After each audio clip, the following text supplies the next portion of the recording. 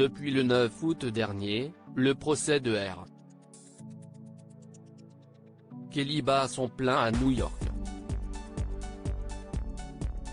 Le chanteur américain est accusé par plusieurs femmes d'avoir profité d'elles quand elles étaient mineures.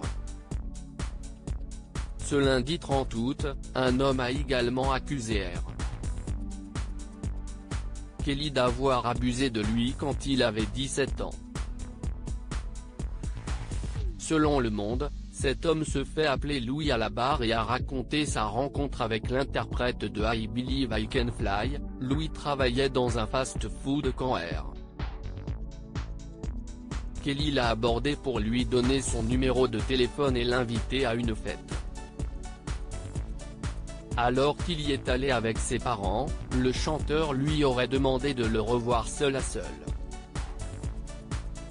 Ils ont finalement eu plusieurs fois des relations sexuelles par la suite. Cet homme qui accuse R. Kelly occupe lui-même le banc des accusés dans une autre affaire, cette fois pour tentative de corruption. Il aurait en effet essayé de corrompre une femme qui sera témoin dans le procès de R. Kelly, de peur qu'elle possède des vidéos intimes du chanteur et lui. Louis a plaidé coupable dans cette affaire.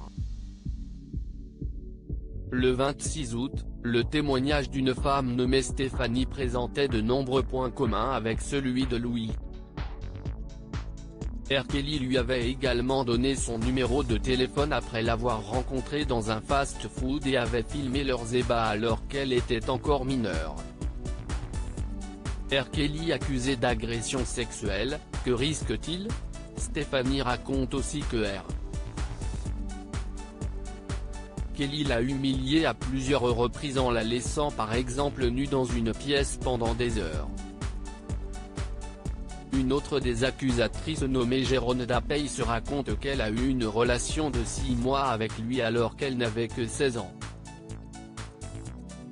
Durant ces 6 mois, R. Kelly l'a frappée, étranglée et l'empêchait parfois de manger ou d'aller aux toilettes pendant des heures. R. Kelly est également accusé d'avoir corrompu un fonctionnaire en 1994 pour épouser la chanteuse Aaliyah, qui n'avait que 15 ans à l'époque. Il a plaidé non coupable de tous les chefs d'accusation mais pourrait être condamné à de la prison à vie si le jury décide du contraire.